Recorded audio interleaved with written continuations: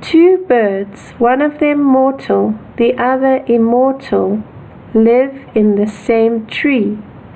The first one pecks at the fruit, sweet or bitter. The second looks on without eating. Thus the personal self pecks at the fruit of this world, bewildered by suffering, always hungry for more.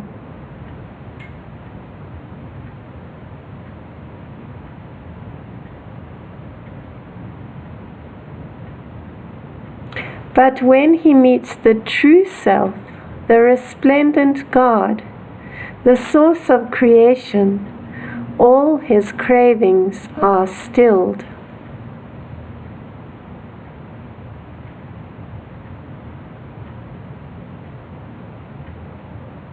Perceiving self in all creatures, he forgets himself in the service of all. Good and evil both vanish.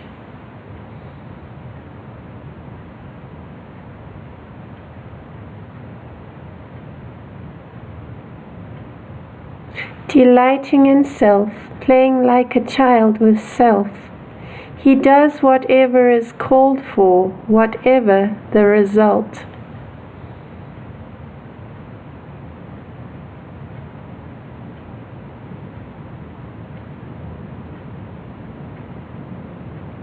Self is everywhere, shining forth in all beings, vaster than vast, subtler than the most subtle, unreachable, yet nearer than breath, than heartbeat.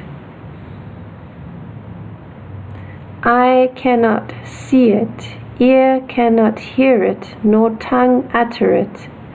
Only in deep absorption can the mind, grown pure and silent, merge with the formless truth. He who finds it is free. He has found himself.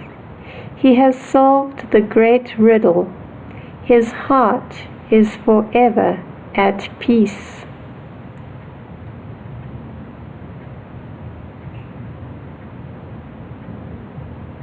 Whole, he enters the whole.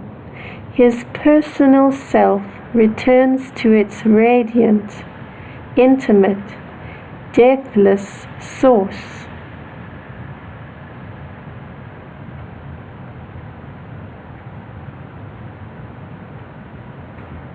As rivers lose name and form when they disappear into the sea, the sage leaves behind all traces when he disappears into the light.